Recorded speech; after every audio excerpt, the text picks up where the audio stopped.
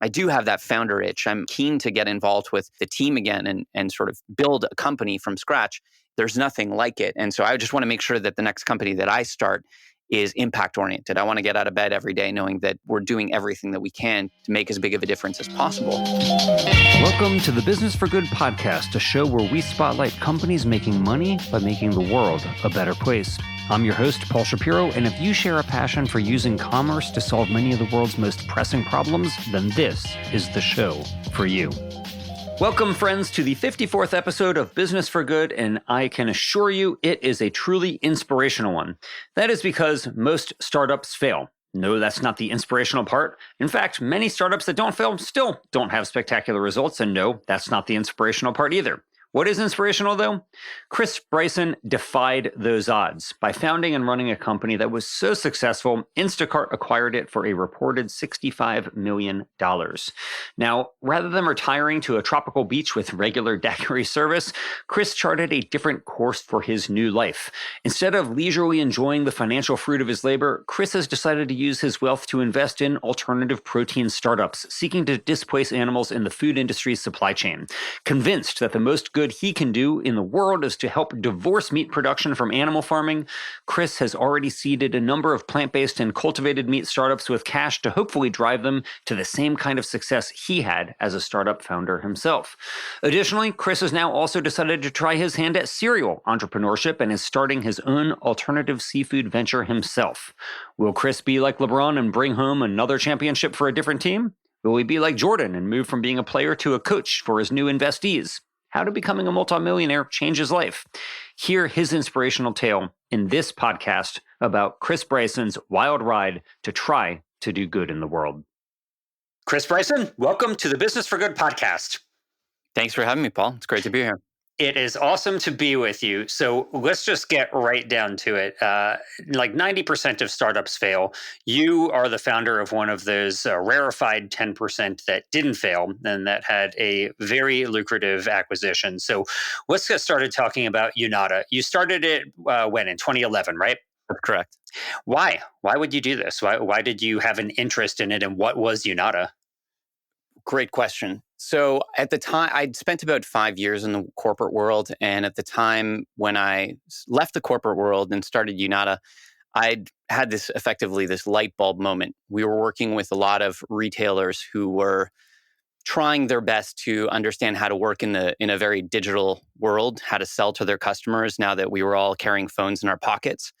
And I saw a huge opportunity specifically within the grocery sector to help retailers better reach their customers. So we built Unata to allow grocery stores to sell their groceries online and to manage all of their digital presence. And to be honest, it was, in terms of why did I do it, I was just in love with the whole concept. And I didn't feel like I had a choice. So just leaving my job and starting this just felt like, the right thing to do. So how did you get started? Did you just, work in the proverbial garage? Did you have any venture backers? Was it friends and family? Like, what was the genesis of the financing of the company? It was completely unexpected. In fact, at the time that I got the idea, I was working for, arguably a large corporate entity, and the idea was very relevant to that business. And I had no intention of starting a business, even though probably it's to some extent in my DNA. Both my parents are entrepreneurs. But I first took the business plan to my company and I said, here's where I think there's a tremendous opportunity for you as a business to start exploring digital. And I brought them that business plan hoping like, hey, can you promote me so I can do this instead of my regular job? And I was thinking, oh, they're going to love this. It's going to be great. I'm going to come back Monday morning and I'm going to have this great new set of responsibilities. And they took their time. They came back. And a few weeks later, they said, look, we're really excited about this idea, but we genuinely don't know how to start a new division and how this would work. So just from a logistical perspective, it doesn't seem to make sense. So I sat down with members of the organization and I said, look, if innovation within your four walls isn't something that right now is the right time to sort of spend time on, how about you invest outside of your four walls? And I have every intention of going out and doing this, starting this company. Why don't we do it together? And so they were interested in that. I think that was very progressive of them. The CEO of the company at the time was a really, really forward-looking gentleman. We had a great relationship, and so I quit my job, and then they became our first investor. Wow, that's really cool. Well, I've never heard a story like that, Chris, where somebody just had a regular job and then their company ended up becoming the first investor of that. So, respect to you for earning their confidence and making that happen. Thank you. Um, we're not going to talk too much about the 7 years that you were running Unada, except I do want to know, 7 years after it, you have this big acquisition by Instacart. It was said that publicly the company was not disclosing what the terms of the acquisition were. However, Bloomberg reported at the time that according to insiders with knowledge of the deal, it was about a $65 million US dollar acquisition. So you can blink once if that's true or twice if it's not. I will say Okay. that is correct that Bloomberg did report that. Okay. So you were the founder. You have a 65 million allegedly acquisition. For most people, that's a massive fantasy come true. What do you think it was that you did right that made Unada such an interesting and lucrative target of acquisition for Instacart? This might sound a little um, cheesy, but I think we built a team that cared. I think we had a tremendous culture, not that just of people that got along, but we celebrated innovation and we respected open dialogue. We were very transparent with the team. So me and my partner, effectively my COO, whose name is Mark, I think we just created a culture where people felt safe to share ideas, to approach me or him with any concerns that we had. We never created the expectation that we were perfect or that we had everything figured out. And so as a result, by creating that open dialogue, I feel there was so much more buy-in from the employee group. We all felt like we were really one team. And we over time very much doubled down on our values, on our culture. And I think that exponentially grew our capability to put out great product. Hmm. We also applied that kind of culture, I think, with our clients. We tried to create a very collaborative approach, yet trying to be forward looking. So I think what we did right is, we tried to sort of build that culture where people were much more motivated to put in that extra little bit of work. How many people were working there at the time of the acquisition? We were just shy of 100 when we were acquired. Okay. And how much capital had the company raised by that time in those 7 years? So the wonderful thing about Canada is there's lots of non-dilutive funding opportunities that you can get access to. But I won't talk about that because so this number might look inordinately small. So we raised, in terms of dilutive capital, I think shy of $3 million, which is Hmm. pretty crazy. There Wow. certainly were other granting facilities and other great Canadian government opportunities that we leveraged. So there was more capital than that. But yeah, I think it was between 2.5 and $3 million of dilutive capital. So essentially, more than 20 times what you had raised in dilutive capital was the exit. Yeah, our Yeah. first investors were happy. I can imagine. Okay, so you've been acquired by Instacart, and you kept working there. Why? Why didn't you just take your millions and go your merry way? Why did you keep on working at Instacart after they had acquired Unada? Great question. So, I mean, Instacart, what was the reason why they were the right home for us is our visions were so aligned with where we saw the industry going. And when we looked at Instacart, we realized that there was going to be a lot of work to sort of integrate both companies. And it's not an easy thing to do. And the last thing I would want to do is say, hey, here's a great career opportunity for all of you. We're now part of this bigger family. See ya. Hmm. I would never do that to my team. So even though I had decided that at some point I was going to sort of close out this chapter, I wanted to see both the team end up in the right place. And I also want to make sure that our clients and the technology we built were going to be on the right footing and set up for success. So there, obviously we spent a lot of time building what we had built, and we just wanted to make sure that we left the right legacy. Well, speaking of leaving, how long before you were gone from Instacart? Like, how long did you keep on staying at the helm of this new division of Instacart before you decided to depart? It was just shy of 2 years. Okay. So let me just ask you, like, how did becoming a multimillionaire change your life? Like, what's different now for you? Well, it's funny. I don't think of it that way. Um, I, the it came at a very odd time in my life. I think when I had dreams of being an entrepreneur, it wasn't so much about, hey, I want to see the figures in my bank account change. It was, I want to be able to go play drums in my basement all day long and like blow my hair out and not have to, do the regular 9 to 5 kind of stuff. That's the stuff that got me really, really excited is the possibilities that a financial change of events would enable for me. So the way I think that it's changed things for me is, certainly I'd always dreamt of, trying to be that wannabe rock star, but because I do play some music with my buddies. But I think what was unexpected is the time at which I sold my company coincided with when I went, if you will, deep down the rabbit hole of learning about factory farming, Hmm. and it had a profound impact on my life. It made me realize I want to change everything. It made me change what I eat. It made me change the products that I would buy.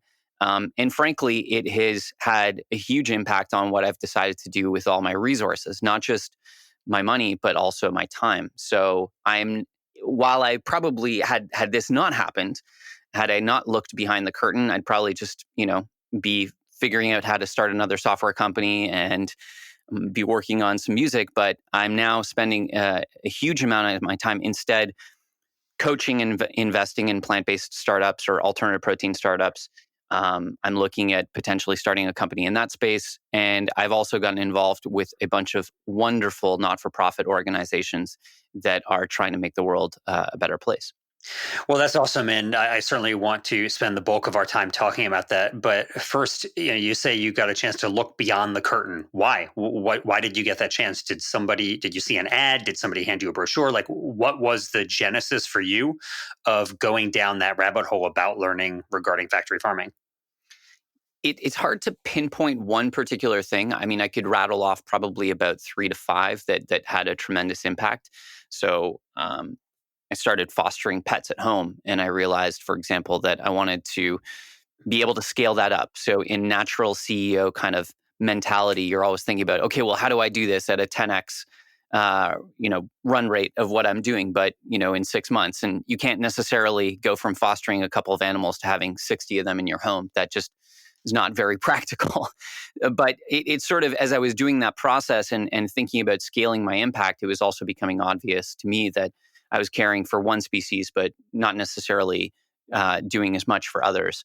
And I realized there was a disconnect there. I also, just like everyone else, I'm sure, watched a bunch of documentaries that I think were influential in changing my diet and my perspective. There was one in particular that documented the story of Ingrid Newkirk, who's the founder of PETA. And there were just a couple of, I don't think to this day I've actually finished that documentary, because halfway through, there were just a couple of images that were seared into my mind. And when I Yeah. realized what sort of we collectively as the human race are capable of, it made me realize that there's just something that needs to be done about it. So it was a confluence of things. I'd been vegetarian for quite some time, but I wasn't necessarily diving deep into like what's the real reality behind it. And I think part of that was I was really too occupied with running my company and wanting to see that be successful. Now that I'd sold the company, I had really no excuse not to look behind the curtain and really dive into that. Interesting. Yeah, I think the documentary you're referring to is called "I Am an Animal," the That's right. HBO film Yeah. about Ingrid Newkirk, and we'll link to that documentary in the show notes for this episode for anyone who wants to see it. It is quite a potent documentary for sure. Um, so you said, Chris, that you started looking beyond the curtain. This was in 2018, so the year that Yonata was acquired, and then you're now working at Instacart. You've become vegan, and you're getting increasingly interested in animal issues. Did you think while you were at Instacart, I'm actually going to devote my life to this topic, or was it after you left that you made that realization? It was probably midway through the transition. So I'd already become really enamored with the stories of companies like Beyond Meat and Impossible Foods. I'd been following them for quite some time. I mean, in Canada, we didn't have the Impossible Burger up until 2 weeks ago. So whenever I'd go to the States, I would go out of my way to find restaurants that would serve it. And that was such a cool experience for me. And that was even before I went vegan. To me, what was so exciting is it was an embodiment of tech. It was just tech but applied to food, and that was much more interesting to me. So I think that was sort of another precursor that brought me on board. And so I was already in the back of my mind thinking about, okay, well, if you're ever going to do another startup, maybe this is the right category. So while I was still at Instacart, I mean, I began looking at doing some angel investing. So I started doing that sort of on the side. But I hadn't sort of, I never at any point thought I would get involved sort of in any philanthropic capacity or getting involved with any NGOs. I think that was sort of completely unexpected, and it happened at the same time as I was having to do some mundane things like plan my taxes after having sold the company, and sort of sitting down with my accountant and thinking about, okay, well, do you want to pay this much to the government, or do you want to maybe donate a significant portion? Mm. So it's sort of, I think all of these things sort of happen at the right time. But to answer your question, no, I no way ever expected to find myself doing what I'm doing today. It's so interesting how often that happens, that things that become totally all consuming to us would have been like totally foreign to us just a few years earlier. And Yeah. it reminds me of the saying, humans plan and God laughs. We just have very, very little, very little acumen at our life planning, it seems. So, all right, we're now in the story, Chris, past Instacart. You've left that company. You're now trying to think, how am I going to do good in the world? You've made a decision that you want to focus on trying to alleviate some of the misery that humans inflict on other animals. So you're concerned about factory farming. You start angel investing. What are the types of the companies that you're looking to invest in? And what are the average investment sizes that you're seeking for these early stage companies?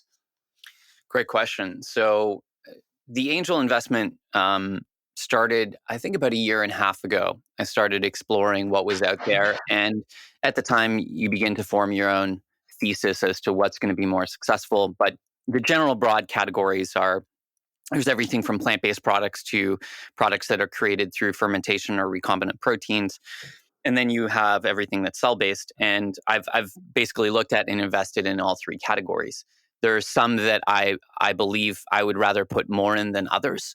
And I'm happy to explain why. But effectively, most of the time, I'm typically writing an initial check of $25,000 and then reserving another $75,000 for that startup for follow-on. Sure. So let me ask you, why invest as opposed to offer grants? Obviously, you'd like to see a return on your investment, but you were the beneficiary of a lot of non-dilutive capital. Have you ever thought about, in the same way that you're, let's say, giving to nonprofit organizations, have you ever thought about just giving to these companies? Great question. Not kind of in the way that you had described. Certainly something I'd be happy to consider. But I Mhm. think more broadly speaking, in terms of my financial portfolio, I think the angel investment represents a very small minority relative to what I'm giving to the movement. Mhm. And that's Wait, because my but by the sorry, movement, go do ahead. you mean? But sorry, by the movement, Chris, do you mean nonprofit organizations, or are you Yeah. considering these companies part of the movement also? I am, but my theory of change is that well, there's a couple of things. So fundamentally, I do believe the alternative protein industry is the best chance we have at really changing the factory farming landscape.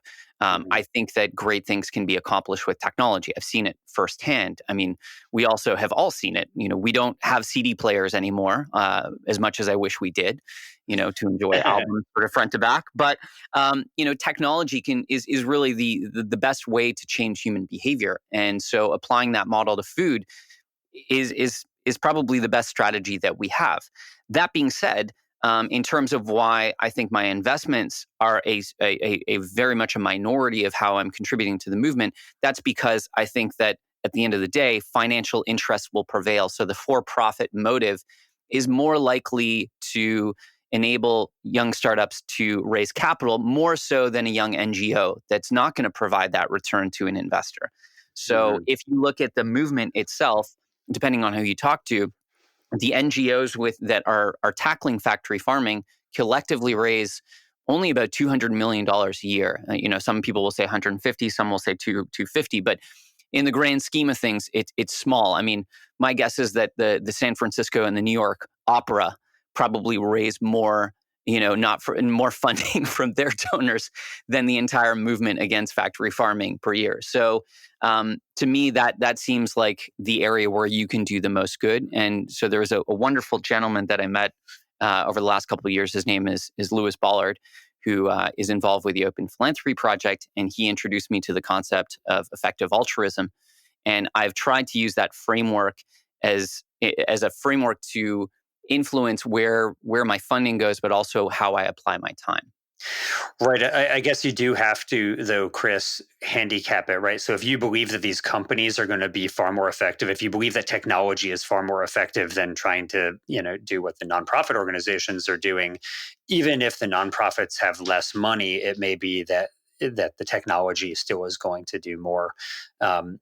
Per dollar. So, as an example, I recently read and wrote a book review of a new book called "Traitor to His Species," and Mhm. it's an excellent book about the founder of the ASPCA, Henry Berg. And the book chronicles the problems that animals in 19th century America faced. And interestingly and soberingly, pretty much every single campaign that these animal advocates in the 19th century were waging, pretty much every single one of them is still a problem for animals today, except those that were rendered obsolete by technology. I mean, from when you look at uh, whether it was the entertainment shooting of wildlife, like sport hunting or contest kills, or inhumane treatment of farm animals during transport or during slaughter, and the list goes on and on. But the only campaigns that they actually prevailed on were ones that they weren't responsible for ending. So horses were liberated, of course, not by humane sentiment, despite the fact that these animal advocates were crusading to get better conditions for working horses. They were liberated by the invention of cars. Right. One of the big campaigns back then was trying to ameliorate the suffering of farm animals who are transported by rail car from the Midwest to the eastern cities. And the animal groups even sponsored contests with cash prizes to people who could create better conditions in the rail cars for these farm animals. And then the advent of refrigeration ended up obviating that problem, because the animals were then slaughtered in the Midwest and shipped just as meat to the eastern cities. Now, their slaughter was still far from humane, but at least they were spared further days of agony on these trains. And the list goes on and on. I mean, there were big persecution campaigns against urban dogs. The animal groups tried to make the killing conditions better for the dogs. And then in the end, the effective technology to create effective sterilants for homeless dogs really rendered the problem of homeless dogs far less severe than it ever was. And so the list goes on and on. But my question after this long monologue is, there doesn't seem to be a lot of evidence that promoting humane sentiment has ended any category of exploitation so far. It seems like technology, as you point out, is the most effective thing. And so I wonder how much nonprofits ought to be focused on trying to create humane sentiment in opposition to factory farming, which I don't think is bad. I'm saying I believe it's good, versus advancing technologies either through funding or other work like lobbying to get subsidies, or even in the way that animal groups embraced effective sterilization campaigns for dogs and by promoting that technology and making spay and neuter a societal norm. So have you thought about that? Like what these nonprofits organizations perhaps ought to be doing with that funding that you're providing them? Absolutely. Absolutely. So, I mean, even within the nonprofit sector, you have multiple different types of organizations. And even within the funders landscape, those who are giving, you have lots of different theories of change. So, people who will give to completely different organizations than others will. So, you have wonderful organizations that do sort of build up the alternative protein ecosystem. Organizations like the Good Foods Institute, and they're a wonderful, wonderful organization, but they are entirely donor driven. And then I think that you brought up a very, very good point, which is, technology is the best way for us to get to where we want. In terms of how I can personally contribute, a $25,000 check might help, but it's certainly not going to be a game changer. And that's why I'm so encouraged to see so many different, large mission-driven funds emerging, who are really going to be able to create disproportionate change. For me, in the early stages, what I'm looking for in a startup is a startup that maybe is a little bit of a diamond in the rough, where my investment, whether it's 25, 50, whatever it might be, is going to be incremental, but perhaps where I can also provide my time and coach and sort of share what I've learned through my startup journey in any way that can be helpful. But to the extent that it can be incremental, I think it is an important notion to think about, because if I'm just displacing another for-profit minded investor who would have Mhm. invested that $25,000, I could have instead let that investor come in at $25,000 and given that $25,000 to the Good Foods Institute, which might Mhm. be able to holistically, in terms of the landscape, create more change. So Right. I'm trying to always have that kind of mentality in the back of my mind, in terms of like, if I think at these dollars at an ecosystem level, how is this happening? How is this helping incrementally? And in addition to that, I definitely agree that the technology path is a way for us to get out of the current situation that we're in. That being said, there are many, many sentient creatures that between now and when we get to that hopeful outcome are going to be caught in the system. And so the question is, on a moral level, do we have a responsibility to try to reduce the level of suffering that occurs for those animals that will be inevitably caught within the system between now and that future outcome? And there are great organizations out there that have had a tremendous amount of success pushing for corporate change, through corporate campaigns, through legislative change. I think that um, convincing people to try to go vegan and trying to appeal to their conscience is a strategy that hasn't been very effective. So those are not the types of things that I sort of get behind. But there have been other efforts that have actually created, like I said, legislative or corporate campaign change that I think are have been documented to make a difference. Yeah, I agree with you wholeheartedly, Chris. I think that campaigns to enact policies that prohibit certain types of abuses, let's say like battery cages for laying hens, are not only good because they reduce the suffering of the animals who inevitably will be used, as you correctly point out, but they also codify social norms and make it clear that in that particular case, chickens matter. When Very true. McDonald's and Burger King and California and Massachusetts pass policies, whether corporate or public policies, it sends a message that this is a legitimate topic of societal debate and discussion and that these animals matter. And so I'm all in favor of those efforts. Um, I don't think that it's somehow like a bad use of money to support passing laws to ban certain abuses by any means. And so I would favor the dual approach of, let's say, Mhm. banning battery cages while also starting companies like Just that will make Just Egg and create Absolutely. plant-based eggs that are going to be be an alternative that can hopefully displace a large number of those birds in the first place. So let me ask you, you mentioned, Chris, the types of companies that you're invested in. Which specific companies, though, are you an investor in? Which ones have earned your confidence? Great question. I mean, I'll name a couple. So, on the plant based side, I've gotten involved with an amazing startup called Seattle Food Tech, or also known as Rebellious Foods. I think that their approach, from a technology first perspective, to create chicken in a more cost effective methodology, using new production techniques, is amazing. And so I'm very, very excited about their future. I think it's a very bright one. There's another startup in the plant-based space that I'm very excited about as well. That's taking a B2B play. They're creating a new protein called Rubisco. The company itself is called Plantable Foods. They're based out of San Diego.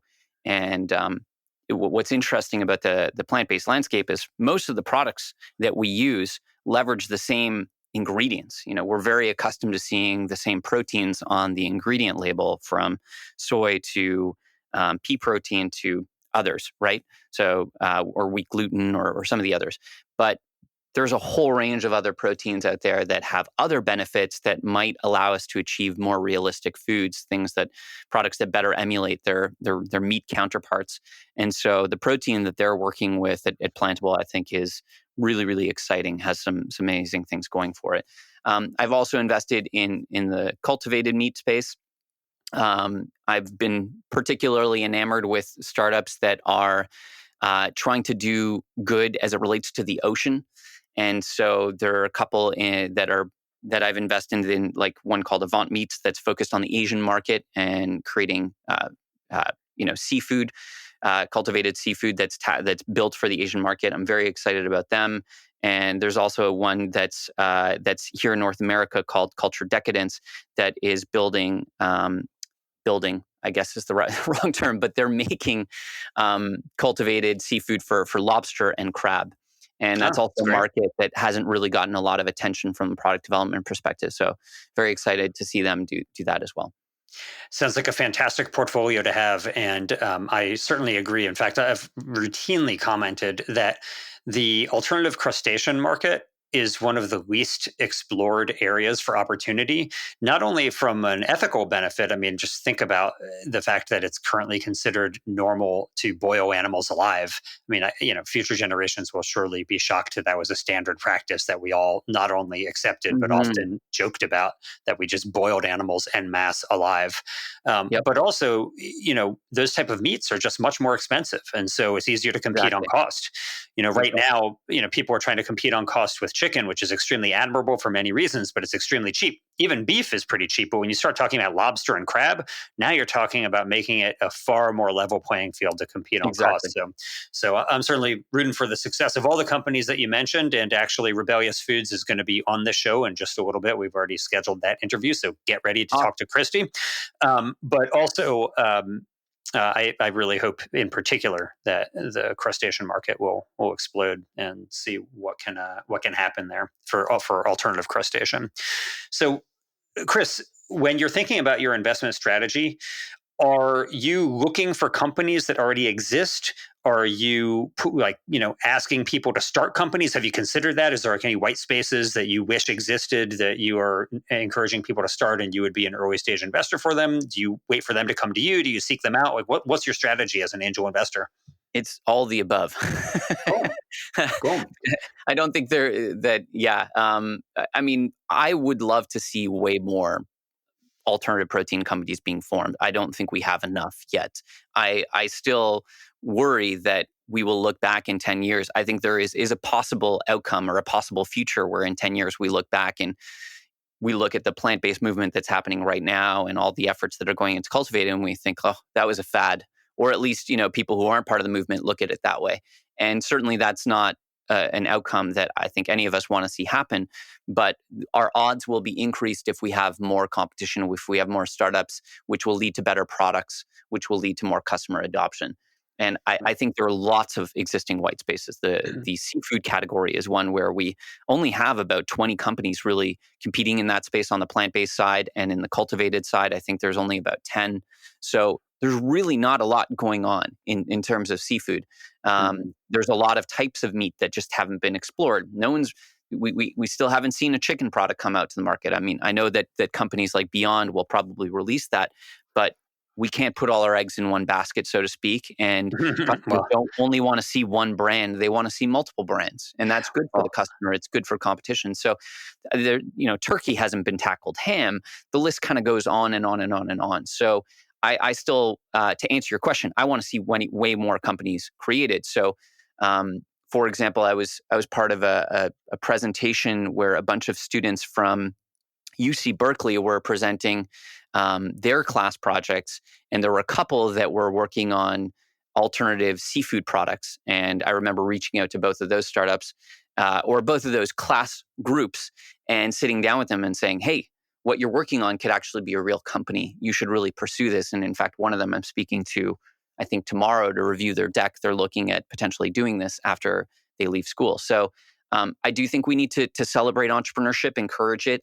I also think we need to find ways to get more dollars into the R&D category. if you look at companies that have been most successful, like Impossible Foods and Beyond Meat, they have a very long history of deep R&D where they weren't releasing products for a very long time because they focused on creating products that would appeal to the mass market, not to the vegetarian and vegan market.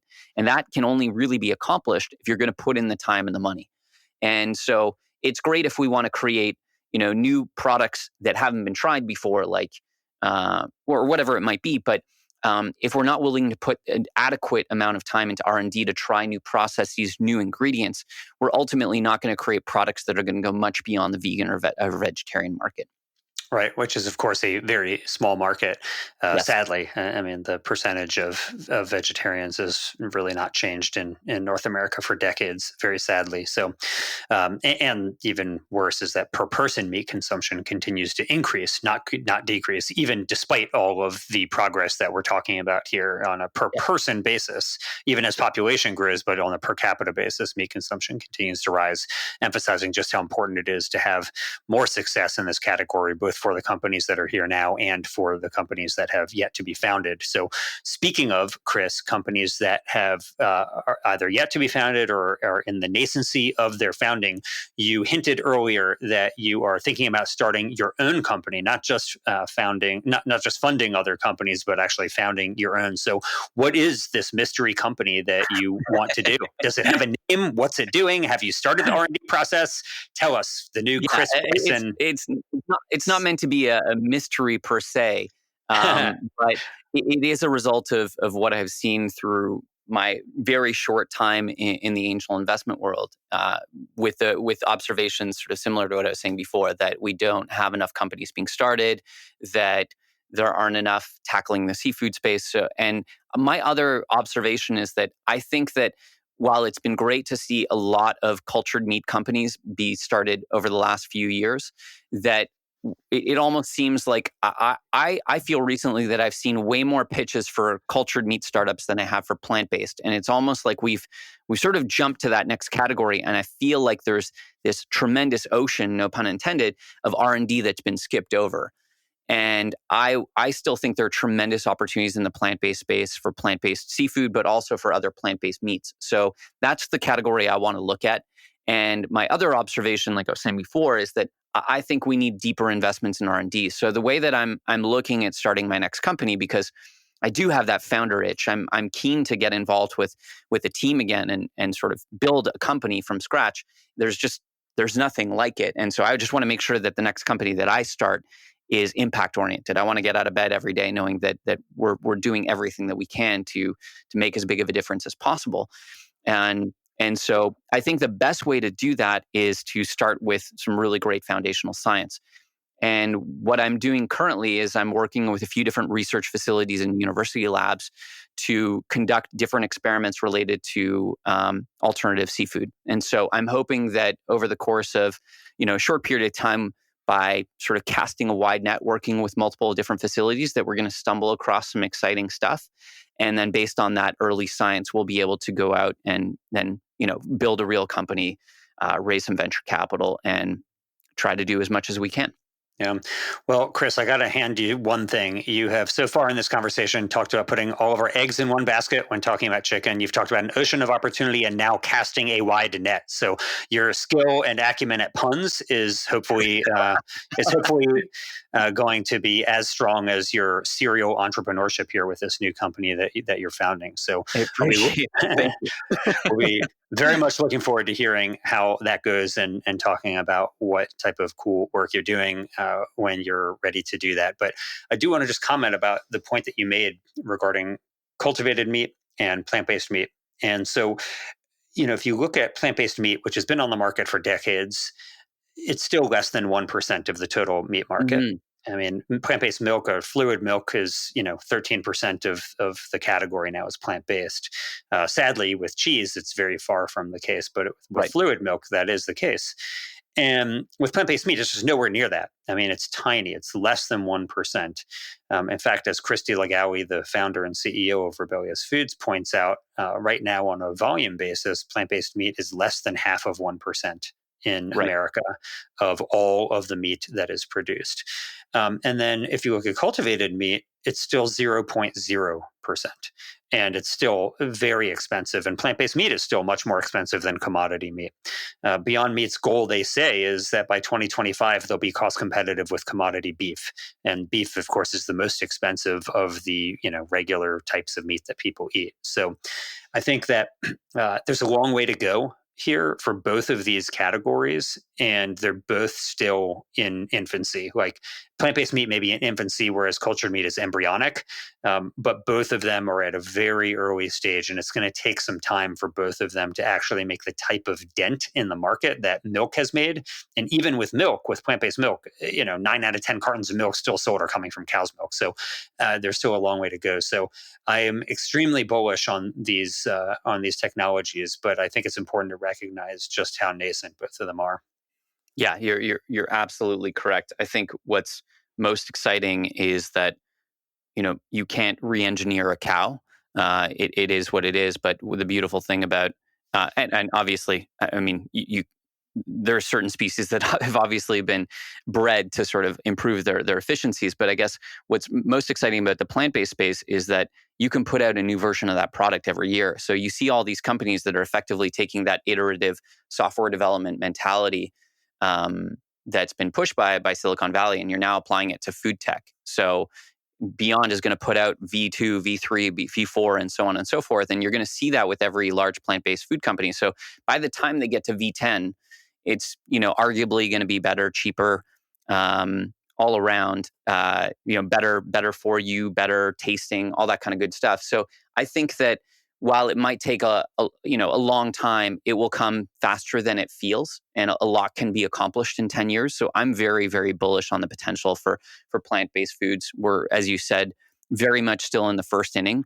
I'm just really pumped to see what V10 looks like for all these products. I think they're going to be tremendous.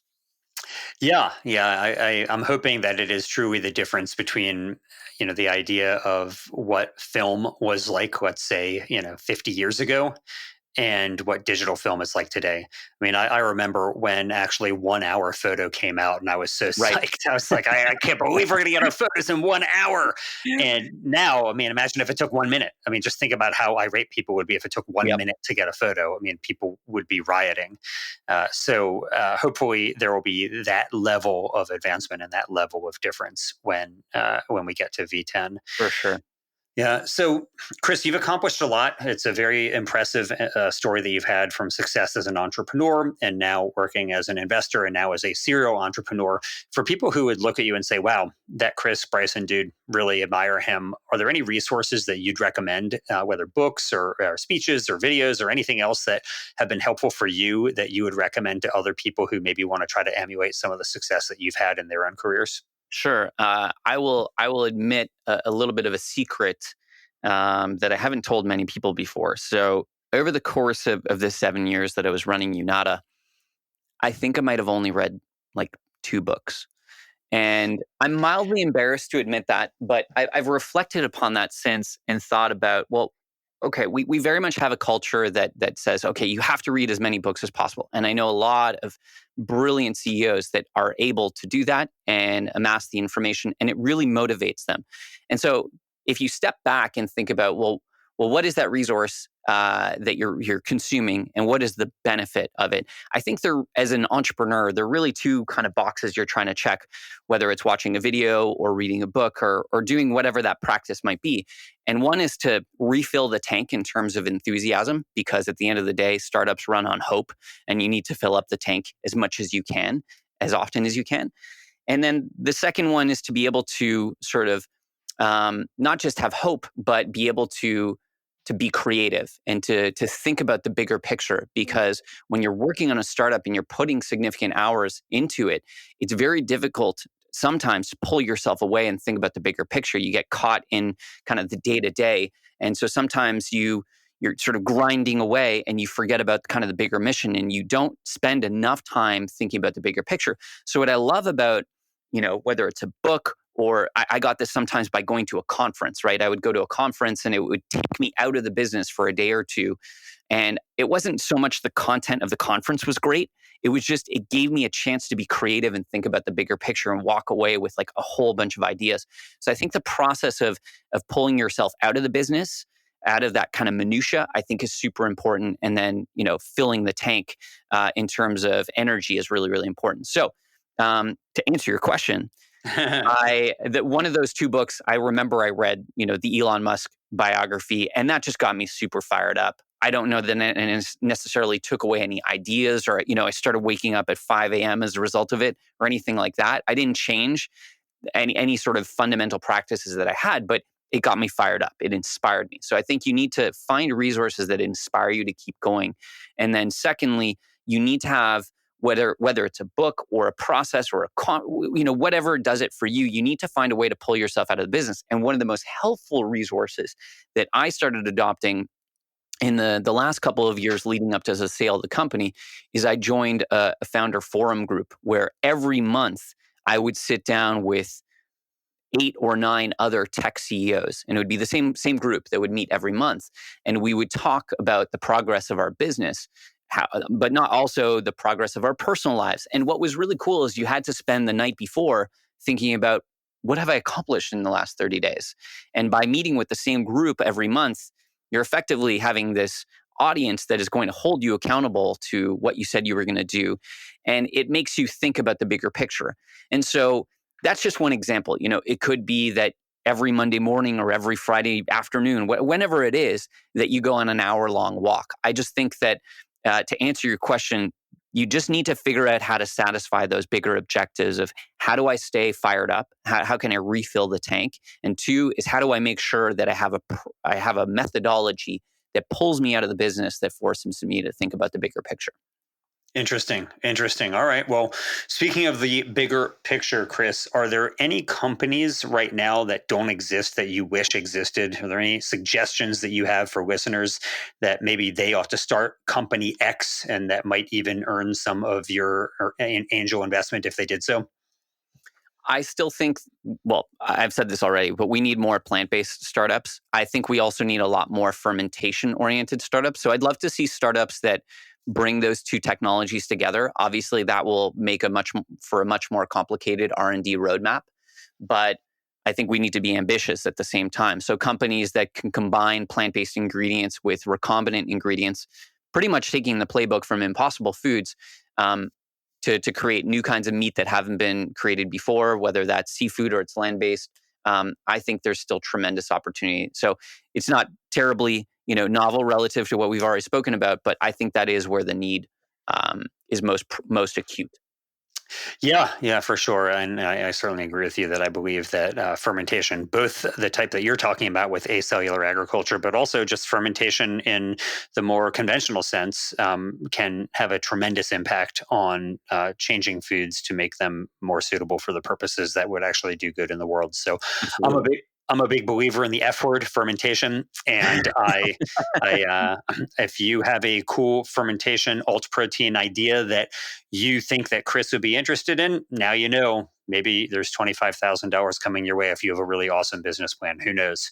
Well, listen, Chris, I am really grateful to you. Congratulations on all your success. I'll be eager to hear about what happens with your new alt seafood company. And please keep us posted, because maybe at that time when, 7 years from now, you have a big exit because who knows, like Bumblebee Seafoods acquires you, then we'll be talking again, maybe even before then. But thanks so much for all you're doing, Chris. It's really fantastic to hear. Thanks for having me, Paul. It's been a pleasure. Thanks for listening. We hope you found use in this episode. If so, don't keep it to yourself. Please leave us a 5-star rating on iTunes or wherever you get your podcast. And as always, we hope you will be in the business of doing good.